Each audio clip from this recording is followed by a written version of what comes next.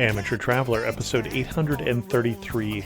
Today, the Amateur Traveler talks about ferries, fortresses and feta, beaches and beehive tombs, Thermopylae and the Trojan War, as we go to the Peloponnese Peninsula in southern Greece. Hi, this is Chris Christensen from Amateur Traveler. Let's talk about the Peloponnese.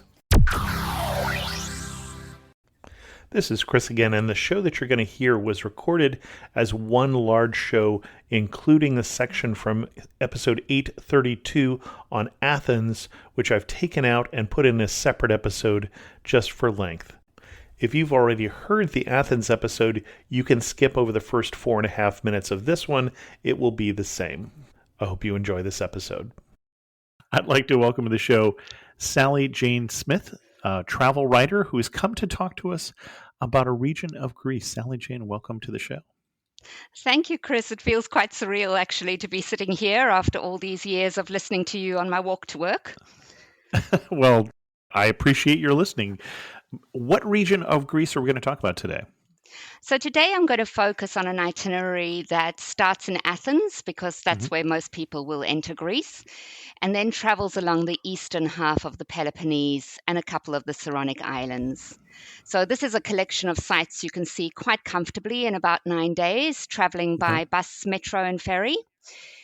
Of course, you can stay longer, but with these 9 days, you can have a satisfying experience of what this region of Greece has to offer. Excellent. And when we say the Peloponnese, we're talking about a peninsula or an island, depending on how one defines it these days, which is the southern third of Greece, starting in Corinth. Yeah, so if you're looking at a map of Greece, there is a peninsula that sort of looks like a hand that's stretching down towards the Mediterranean. It looks like it's a four-fingered hand or a thumb and three fingers. And the area I'll be focusing on are the two fingers that are closest to the mainland. So that's Laconia and Argolis. Excellent. Before we do that, why should someone go to the Peloponnese? The thing is that most visitors go to Greece. They go to Athens and then they tend to go straight to the islands. And Greece has hundreds of islands. The ones that most visitors go to are the resort-style islands of Santorini and Mykonos. And don't get me wrong, these are incredible places. Santorini probably has one of the most dramatic seascapes I've seen in my life. And they're well worth a visit, but they tend to be crowded and they tend to be expensive. Yes. And if you're going in the high season, it can feel a bit like you're on a mass market conveyor belt. And it's difficult to get away from that in a place that is so centered on the tourist economy. There are ways to escape it, but there's always that risk. Whereas if you go to the Peloponnese and the Saronic Islands, which are just off the coast of the Peloponnese, you get that perfect balance. There are enough travelers visiting the area that they have all the facilities that you might need, but it also feels like you're exploring the real Greece rather than having a resort holiday. And it's gorgeous. There are striking landscapes. There are incredibly strong connections to history and to legend. I think there are 5 World Heritage Sites just on the Peloponnese Peninsula itself. Excellent. And I forgot to ask you, what is your connection with Greece? My connection is Greece, that I went to Greece a few years back in the hopes of recapturing my wanderlust that I'd lost in the wake of a travel accident.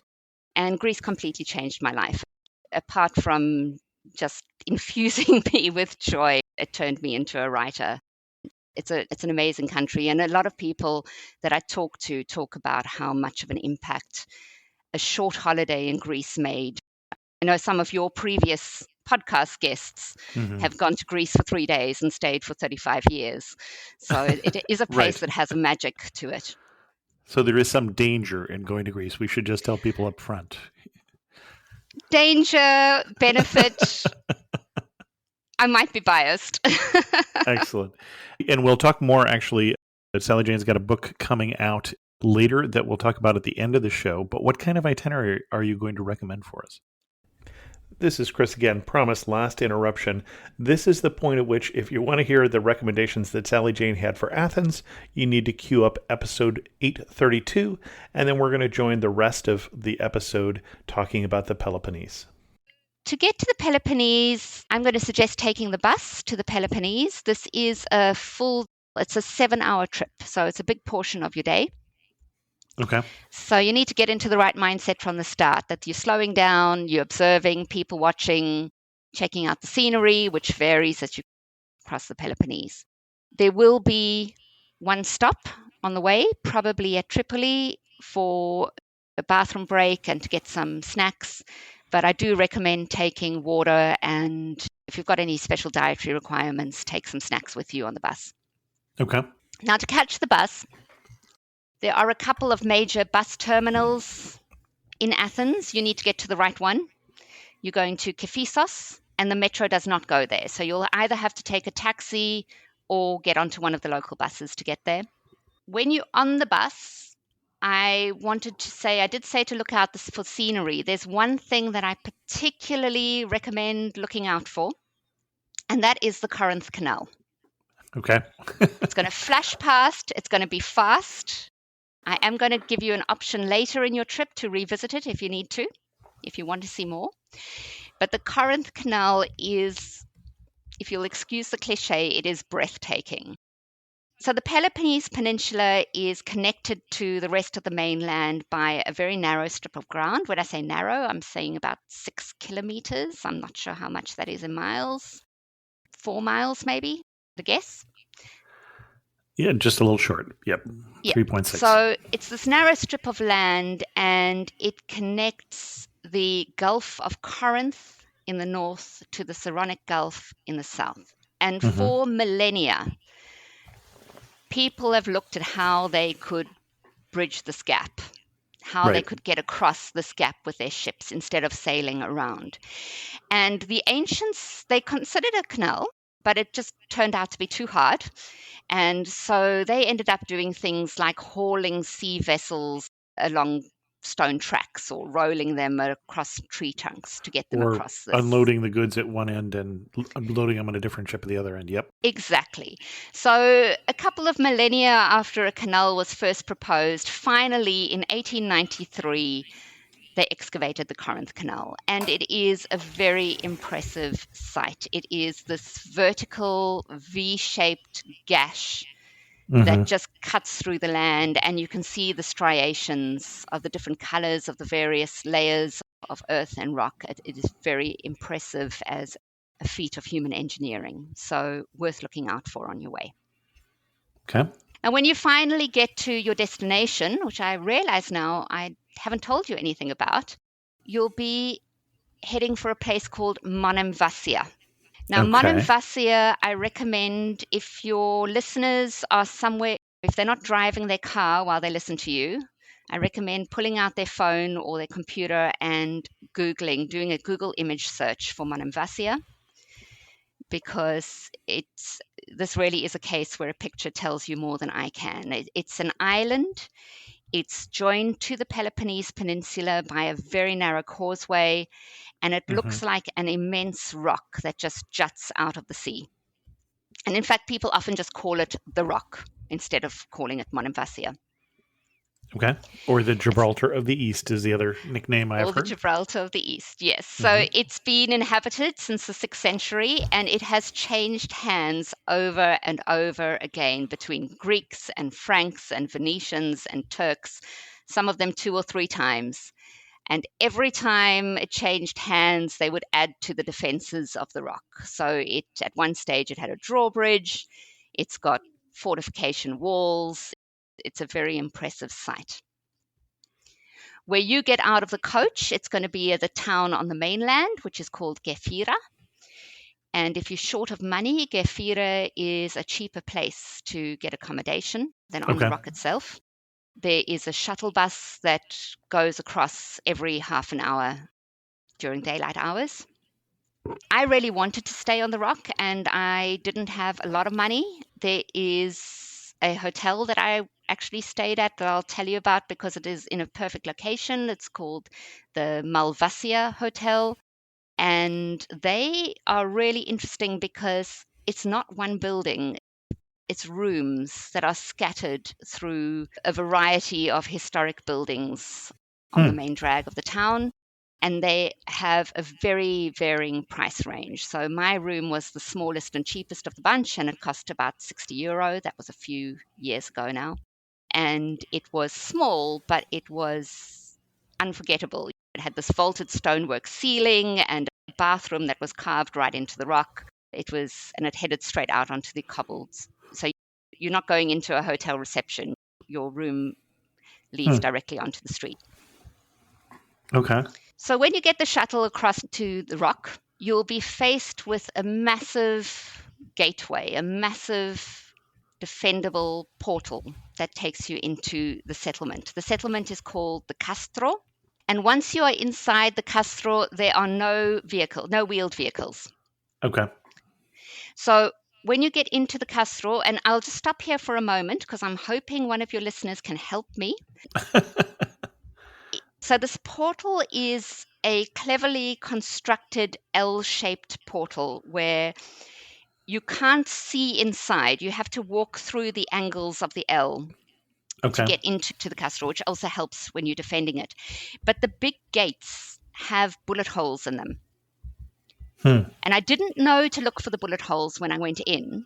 And somewhere during my trip, I read something about these bullet holes, and I looked for them on the way out, and sure enough, there they were. But do you think I can find out now why they are bullet holes? I have emailed people, I have researched, I have read books. I can't find when these bullet holes are from. So if anyone knows, please at me on social media. I'm Journeys in Pages on most of the social media platforms, and I really want to know about those bullet holes. Once you get inside, I want to try and explain to you the structure of the settlement of the rock. I find it easiest to think of it in 3 levels. You're entering in the middle level, and you'll enter into what could be considered the main street. It's a cobblestoned pedestrian pathway. Okay. And a very important thing, I think, when you're considering which hotel to go to, is that you are going to be climbing steps everywhere else. So if you can get somewhere on this main drag, you don't need to be dragging your suitcases and luggage up and down dozens and dozens of steps. I was lucky. I did not know that when I chose the Malvasia Hotel, but it was on that drag. And you can't even really pull your suitcase along on its little wheels because of the cobbles. Getting your luggage in Europe, a lot of traveling in the older areas, the old towns of Europe, it's something worth considering.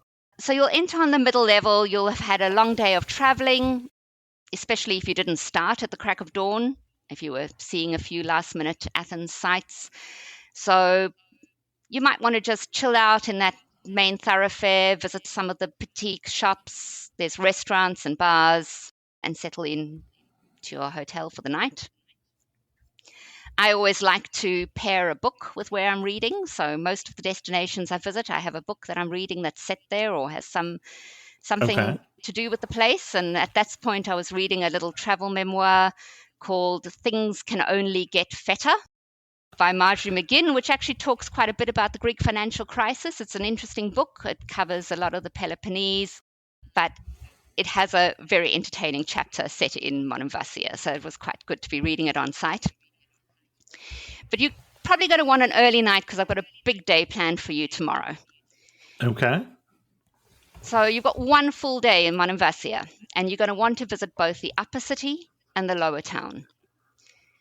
I'd start with the upper city because it's the more strenuous of the two, and you're going to want to be doing it before the day heats up too much. Okay. So you have to climb up quite a steep, winding path to get to the upper city. It's going to take you at least 20 minutes. I can't remember exactly how long it took to get up.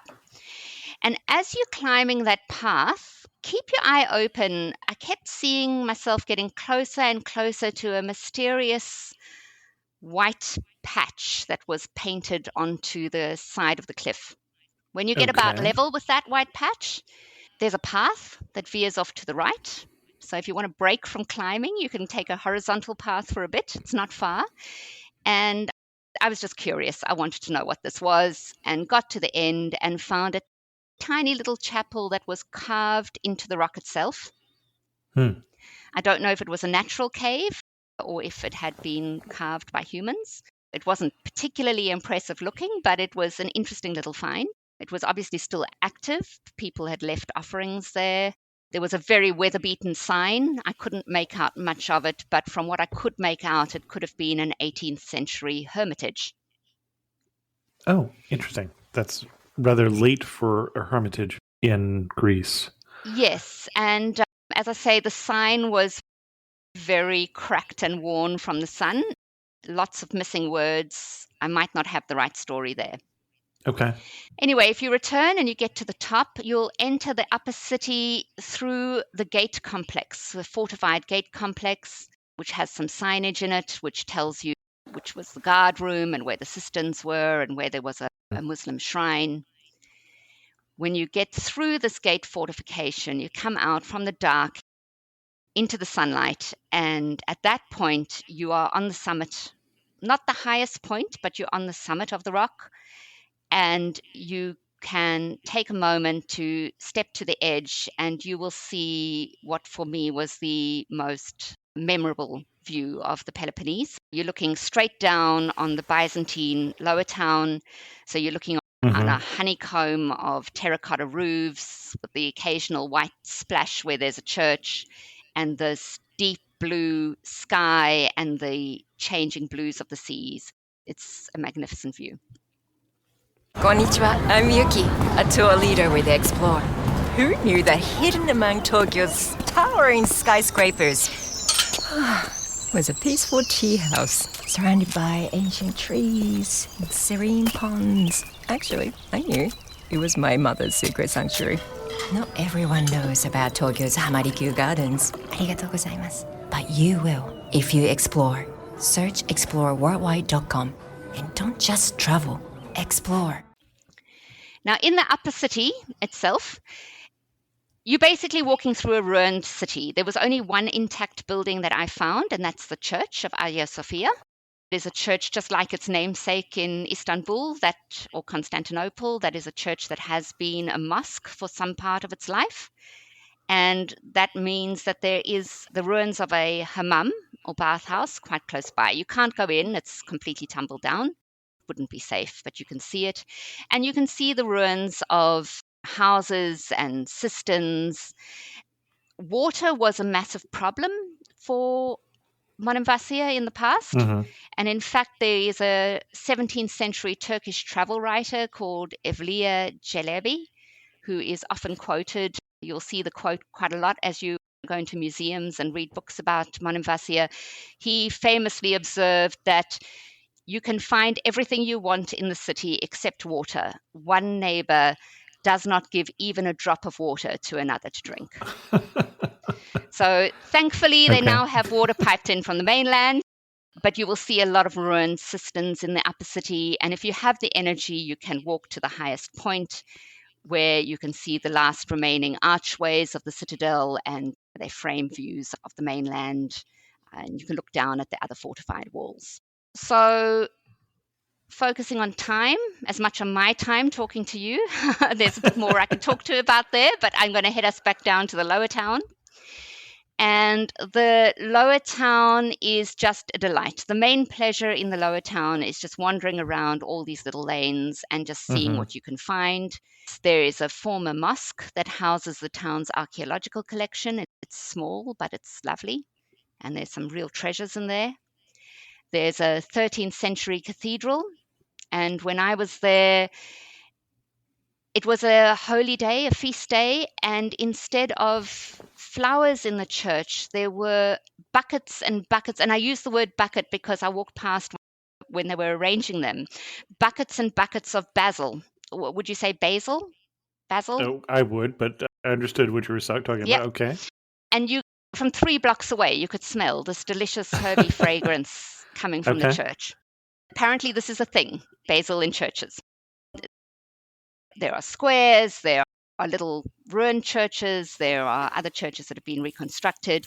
If you go outside the eastern wall of the city and walk just a short way, you get to a 19th century lighthouse, which of course appears to be the height of modernity at this point. And one memorable place that I saw, so if you would like to have a swim, you will need to wear your swimsuit under your clothes because there aren't any changing facilities. If you would like to have a swim, there is one place you can go on the southern edge of the town.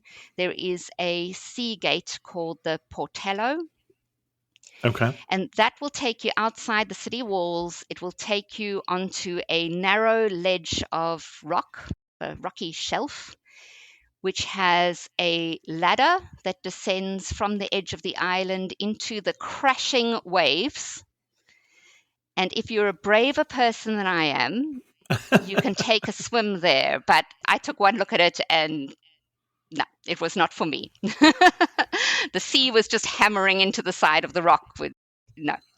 Now, that evening, you might want to go somewhere. There are lots of restaurants, but the place that I would recommend going is a place called Byron's Wine Camera, which I think means wine cellar. Okay. Now, a little snippet of ghoulish trivia. There's a wine that's made from local Malvasia grape varietals, and that is the celebrated Malmsey wine that was drunk around Europe in the Middle Ages. Okay. And it features in Shakespeare's play Richard III during the War of the Roses. George Plantagenet was drowned in a barrel of Malmsey wine on the order of his brother, the king.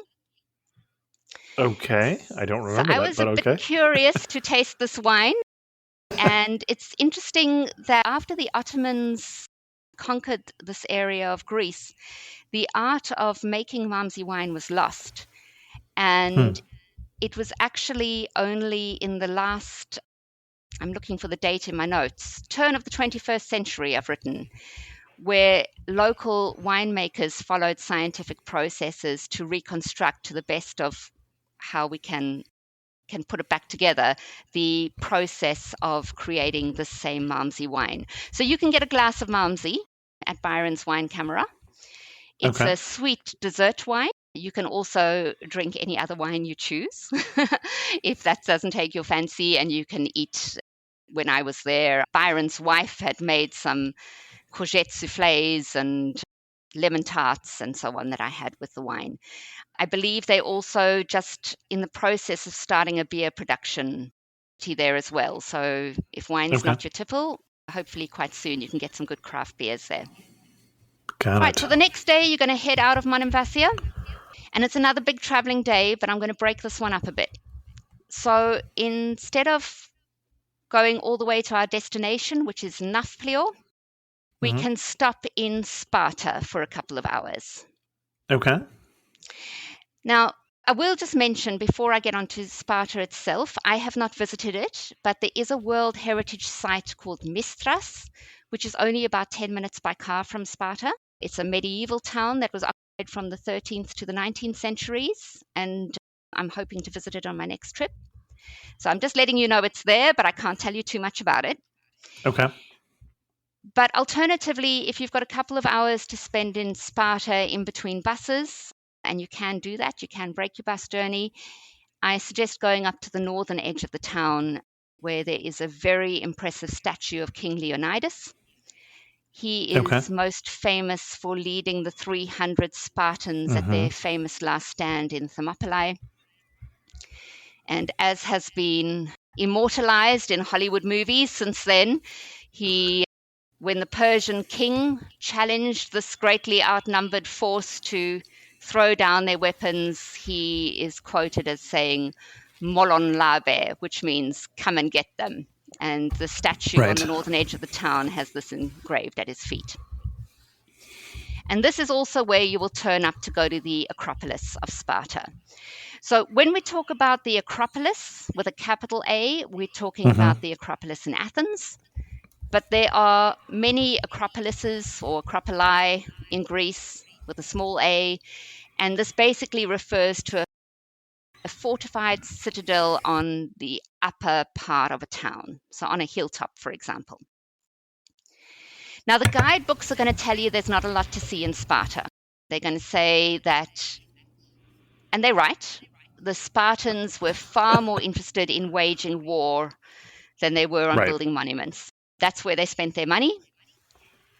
But there is still a lot to see on the Acropolis there. There's a theatre, there's an agora, there is a 7th century church where you can walk around the back of the altar and the steps of the priests of long ago times. And there are not going to be many people there. Again, when I was there, I saw one other group of tourists of about 5 people in the distance, and I saw a couple of workers doing some maintenance work on the sites, and that was all I saw. So if you're wanting to escape, that's a good place for a bit of a walk to break up your bus trip. Okay. Then when you get back on the bus, you've got a choice. You can either go directly to Nafplio, take a slightly longer trip and break your bus journey for about 45 minutes at the Corinth Isthmus station, which is where you can get out if you want to take some photos of the canal.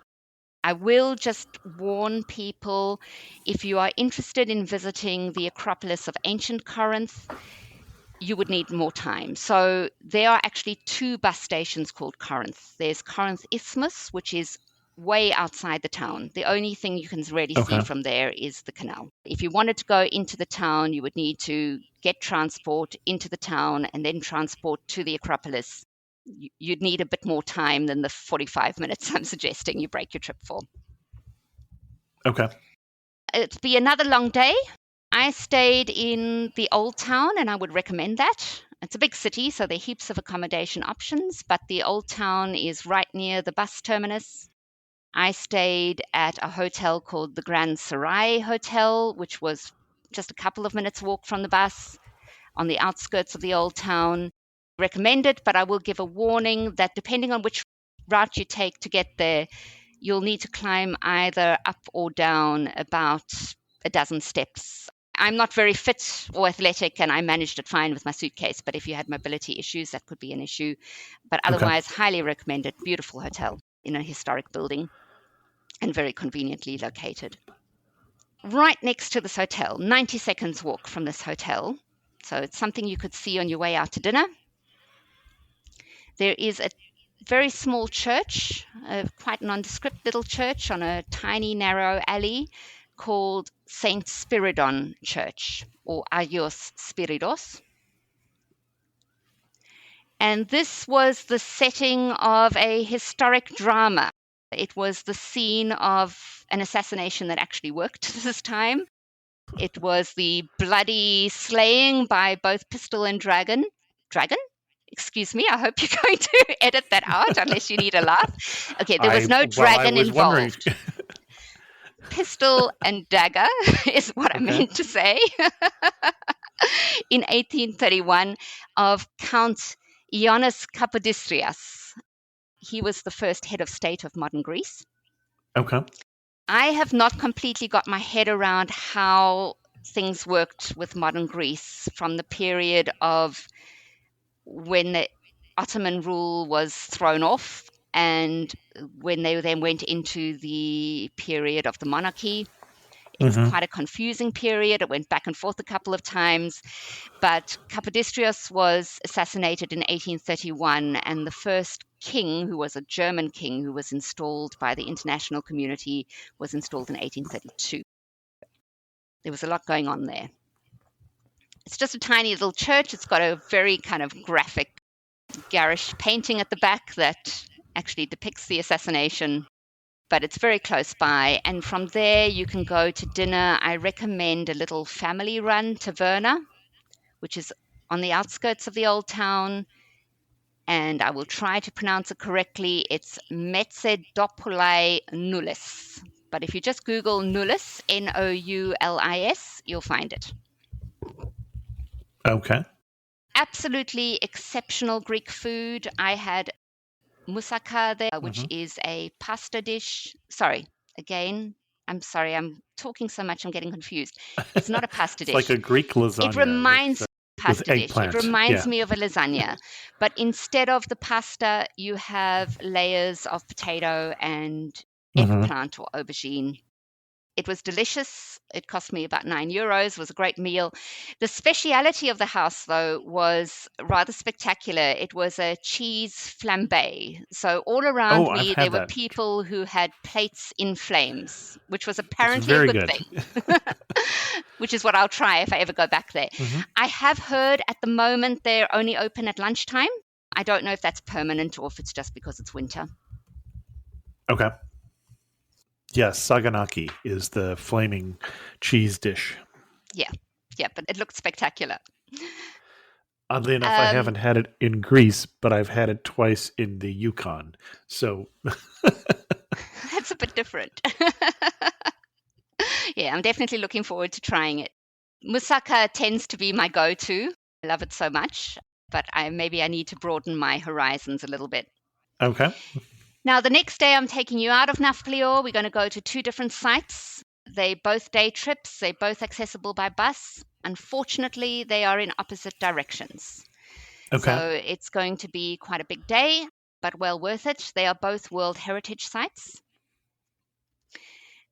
The first is Mycenae. Okay. So Mycenae in Greek, what you're looking for is Mykonos. So it sounds a bit like Mykonos, but it's not. So Mycenae is about a 1 hour, €3 bus ride out of town. It costs €12 to go in. And the big draw card for Mycenae, apart from the fact that it is just a wonderfully preserved and diverse archaeological complex in its own right, is that it is believed to have been the seat of power of Agamemnon, Right. who was the rather unpleasant leader of the Greek forces in the Trojan War. Okay. A bit of background. So Agamemnon was Helen of Troy's brother-in-law twice over. So he was the brother of Helen's husband, but he was also married to Helen's sister, Clytemnestra. And theirs was not a happy marriage. She ended up murdering him in his bathtub. And according to Homer in the Odyssey, he was still complaining about what a bad wife she was from Hades in the underworld. So not a good marriage. I do have a little bit of sympathy. Okay. Yeah. So I don't condone murder, but I do have a bit of sympathy for her. He did sacrifice their daughter to the gods to get a fair wind for the 1,000 ships to sail to Troy. It's going to cause some marital tensions. It is. And I mentioned reading. I'm fascinated by reading Greek legends and myths from a female perspective. There are a lot of authors working in this field at the moment, people like Pat Barker, Natalie Haynes, and Madeline Miller, and Jennifer Saint. There are many of them. It's very interesting hearing a side of the legends as they are not usually told. Mm-hmm. But anyway, back to the site. Again, it's a very well posted site, signposted site. There is a lot of information available. I'm not going to spend too much time on it. A couple of highlights.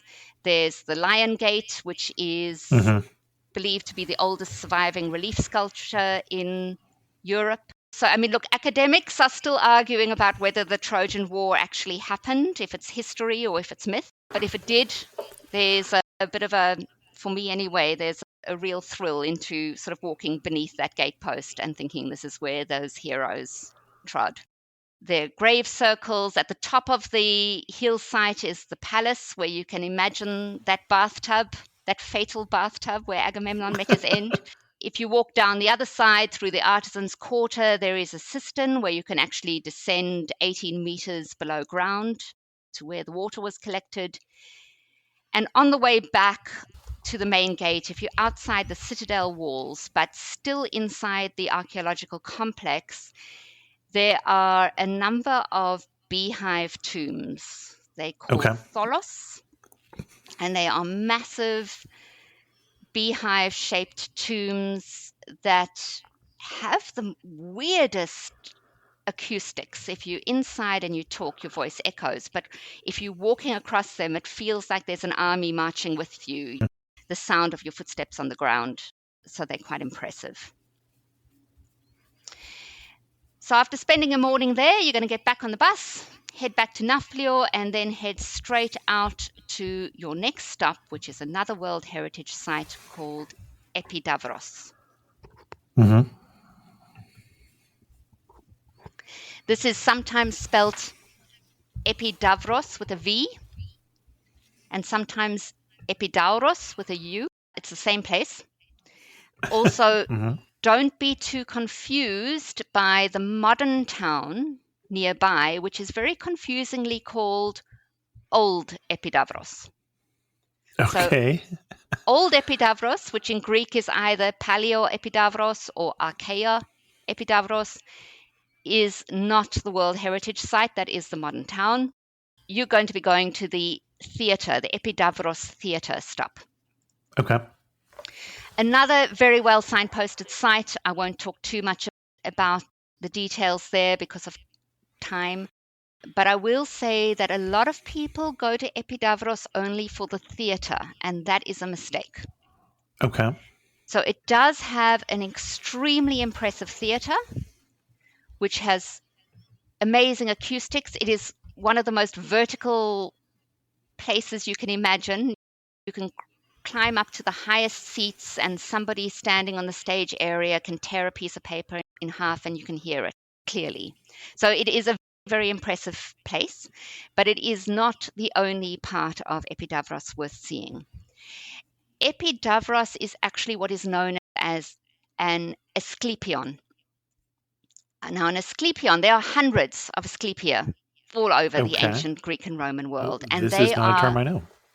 They are sacred centers of healing, spelt in different ways. One way that you might find it spelt is Asklepion, but there are various ways of spelling it. So I've been to Asclepia in Turkey and Albania, very interested in the practice of medicine in ancient times. Okay. But this particular Asclepion is the greatest of all the Asclepion in the ancient world. And that is because it is the legendary birthplace of the god. Asclepius was the god of healing, and he was the son of Apollo. Now, you can walk all over this. It's a vast, sprawling site. You can see the foundations of the hostels where the pilgrims stayed. You can see the remains of the banqueting hall. There are temples and baths and wells and fountains and water, a lot of water features that played a very crucial role in the treatments that were offered there. So in the Asclepion, pilgrims would come to the Asclepion with ailments that hadn't been able to be cured elsewhere. And they would undergo various therapies there. So they would usually have a ritual bath, and then they would be induced into a deep sleep in which Asclepius, the god, would come to them. And he would often have a snake with him. That's where the symbolism of the snake in medicine comes from. Okay. And he would visit this health-giving miracle to them in the dream. So if you go to the little museum that's on the site, you'll see that there were actually very real therapies that took place there. There were diets that people were to follow. There were medications. They even practiced surgery there. But the credit for the cure went to the snake. Okay, so it was all about the dream. Always the snake who gets the credit. Yep. It's always the snake. Now, Epidavros also has a fine stadium with a tunnel that the athletes could make a glorious entry through, just like they do at football games today. And of course, yes, there is the theatre, which you can see on the way out. I'd leave the theatre to the end because it's going to be less crowded that way. Okay. Okay, so we've made it as far as day 7. Okay.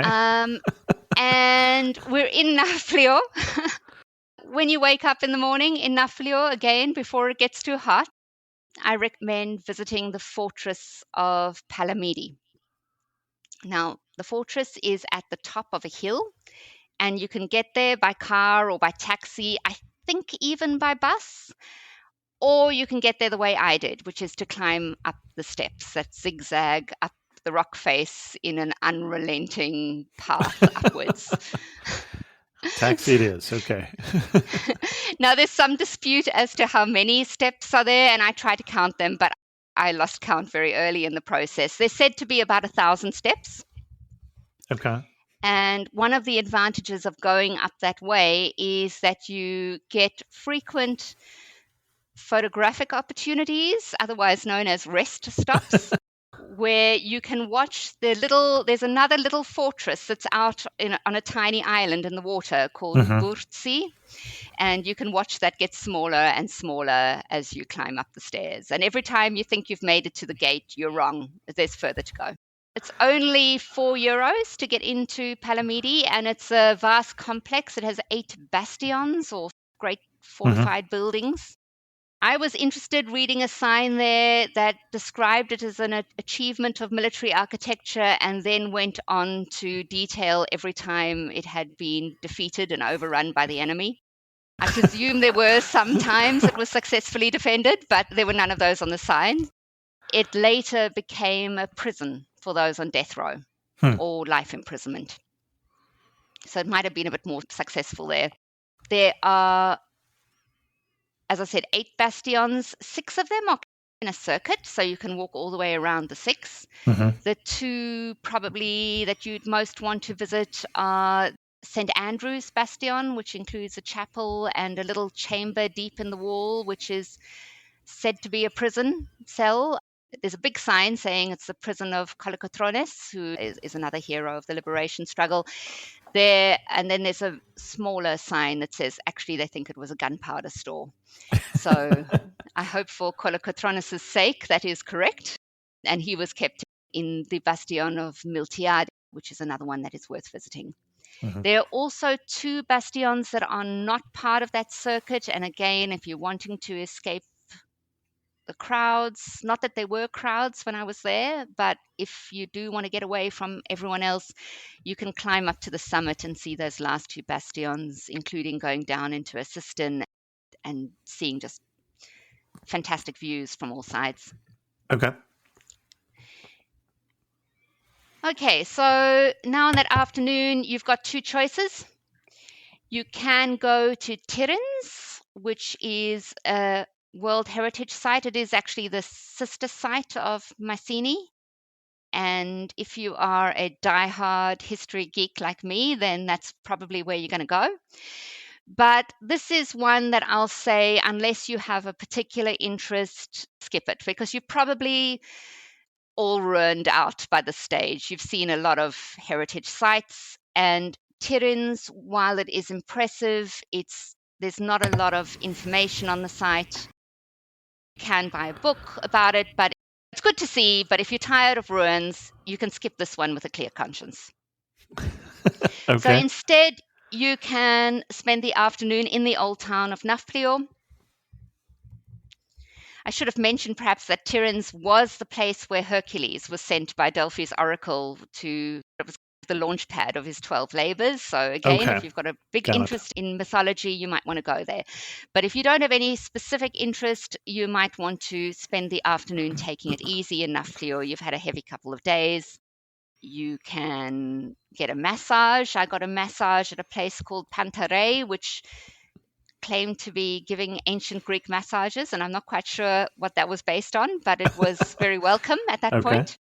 There's places you can go shopping if that's your jam. There was a little shop called Smikros Prygipas, which means the little prince, which is from the classic French novella, where I got a very beautiful handmade fire engine for my partner, who's a firefighter. You can take a ferry out to that little island fortress of Burtsi I spoke about before. There are various museums. If you want to go outside the old town, there's a distillery you can visit. So there's a lot that you can do if you just want to take it easy wandering around. Okay, so day 8.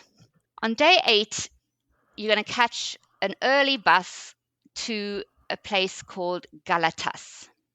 Now, Galatas is not your final destination. Is where you will then catch a ferry to the island of Poros. Okay. I will say something about the buses in Greece. In fact, public transport in Greece in general, it's not always very easy to plan ahead. a lot of timetables only go up in the weeks before your trip. Oh, okay. There is a useful website that I found called goferry.gr, which will give you an idea of the ferries, but it is worth still checking them. And the buses can be a bit of a nightmare to work out if you're not used to the sites. Every little region has its own website. The bus company is KTEL, KTEL, but you have to piece it together from different websites, and they do change. Although I've spoken about some creative connections, that's something you want to check before you get on the bus.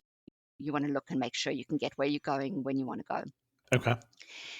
So the bus from Nafplio to Galatas is what they don't tell you when you buy the tickets is it's not one bus, it's 3 buses. Okay. And this is a bit of a weird thing that happens in Greece. It's happened to me a few times, and at the beginning it made me anxious, but I learned that there is method in the madness. It does work. So what will happen is you'll be in the bus, it'll be trundling along, you think you're going to be sitting on it for a couple of hours, and it'll stop at a random patch on the side of a road somewhere and tell you to get out and wait for another bus. And there won't be any visible bus stop. It's just a patch of ground. Trust them, it happens. So you get out and you take your luggage, and then you wait on the side of the road on this deserted place thinking, oh, no, what's going to happen next? And 10 minutes later, another bus will pull up, load you on.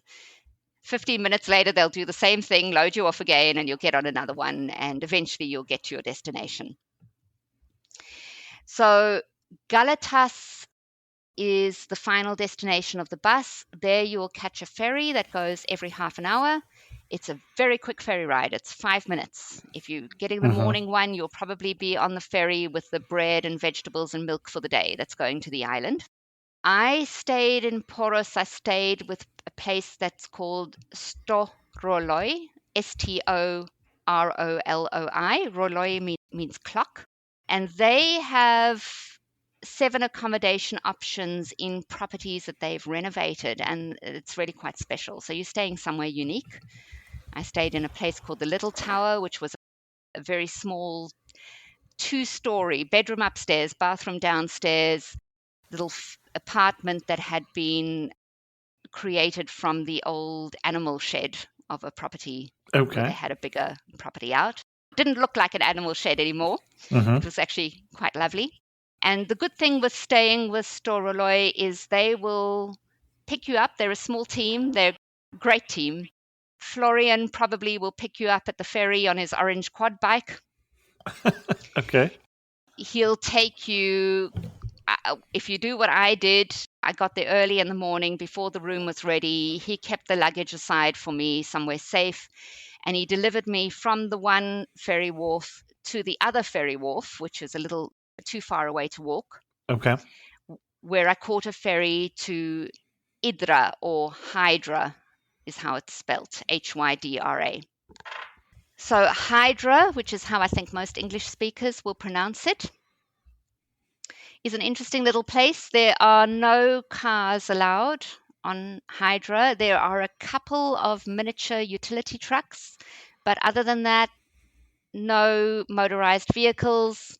And in fact, in the old town, even bicycles are prohibited, which means that everything you do, you're going to be doing on feet. It's either going to be your own feet or it will be a donkey's feet.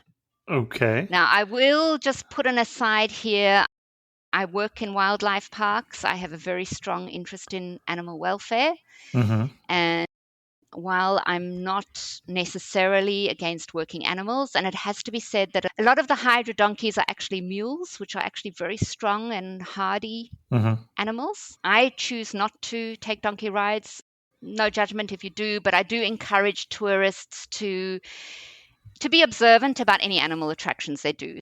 Have a look around. If the donkey looks like it's poorly fed, or it doesn't have access to water, or it's parked in the sun all day with no shade, maybe spend your tourist dollars elsewhere for someone who's doing a better job of looking after the animals.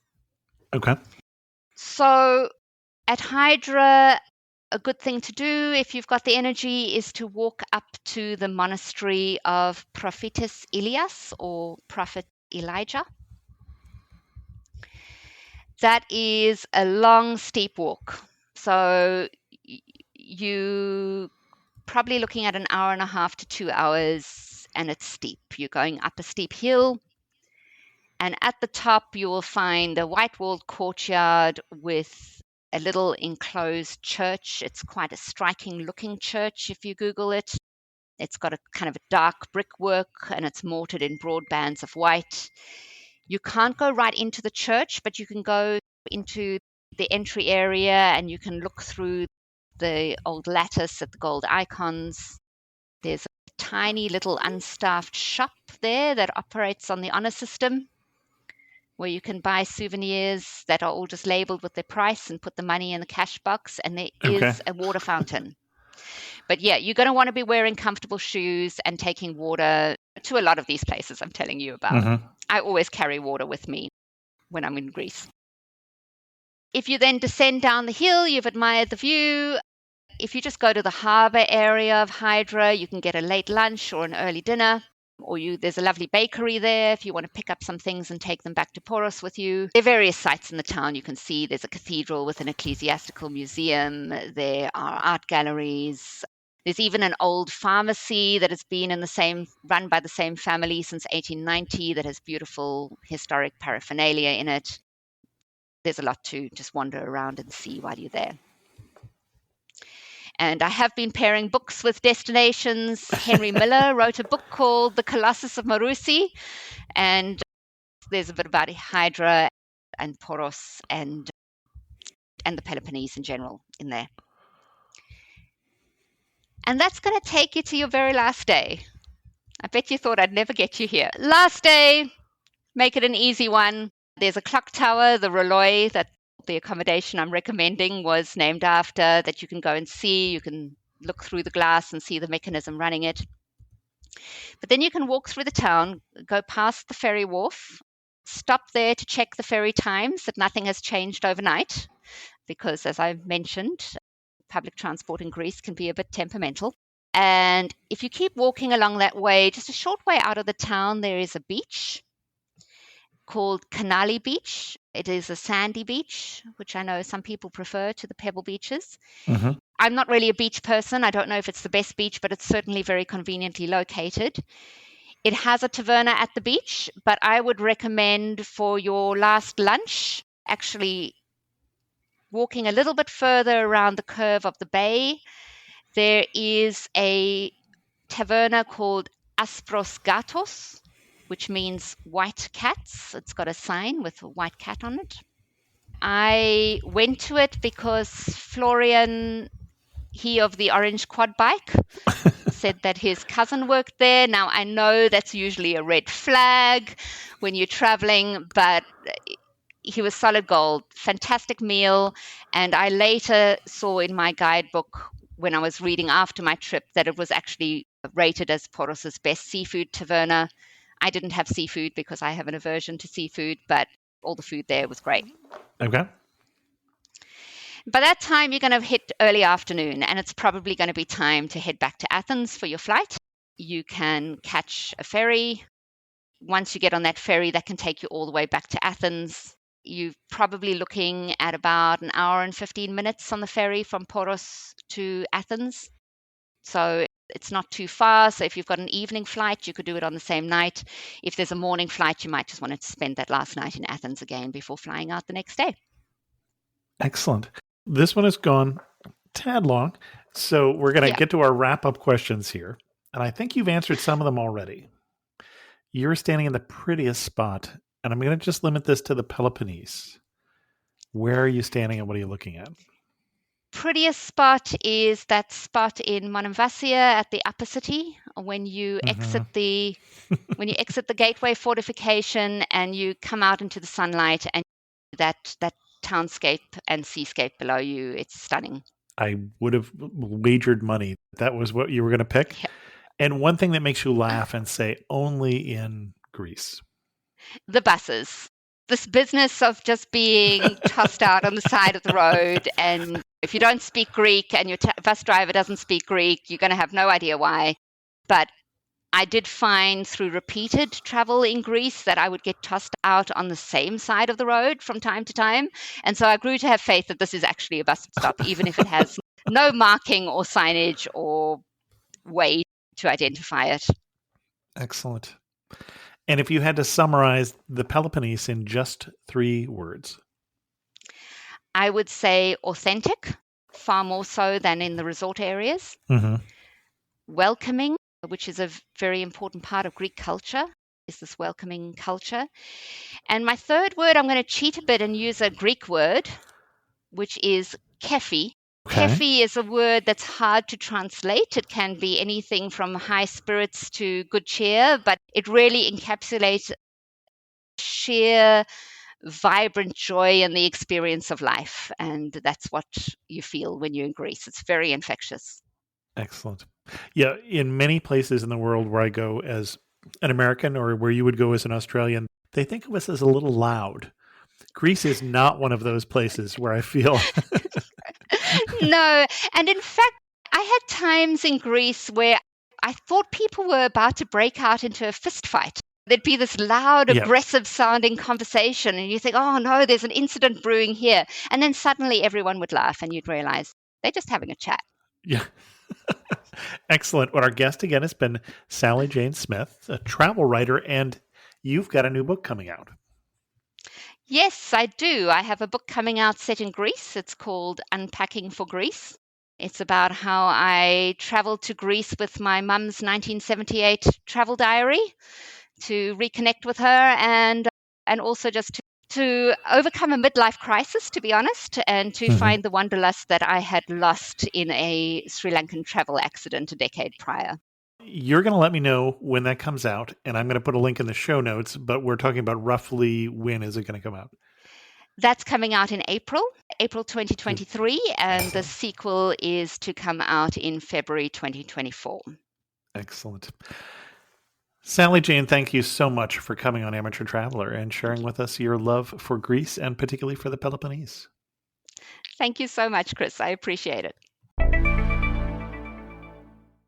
I love creating the Amateur Traveler, and it's a good thing that I do because it's a lot of work, but there's no other way that I would still be doing it here 17 and a half years after I started it. But one of the things that keeps me going is the support of our patrons of the show who are supporting me through Patreon, who meet with me on Zoom once a month, and we shoot the breeze about travel. So thanks to the patrons of the show. If you're interested in becoming a patron of the show or just learning more, you can go to patreon.com/amateurtraveler. One of the other unique ways that I get to interact with listeners of the show is through the Amateur Traveler Trips.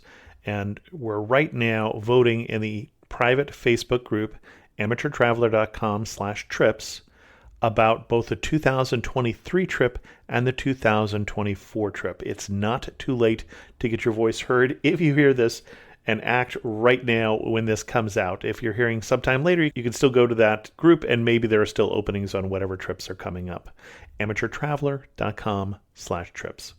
I do want to remind you that Amateur Traveler also has a blog, and there are actually more blog posts, I think, on the site, or at least more coming on a regular basis than there are episodes. A lot of them are guest posts, some of them are by me, but if you go to amateurtraveler.com, you can see stories that have come out just in the last 2 weeks. A story I wrote on the best breweries in Santa Cruz, stories on Windsor, Ontario, Queensland, New Zealand, Zermatt, Switzerland, New Zealand, North Island, 5 best hikes in Hudson Valley, one on Washington Crossing State Parks in Pennsylvania and New Jersey. So go to the Amateur Traveler and check out some of the written content as well. And with that, we're going to end this episode of Amateur Traveler.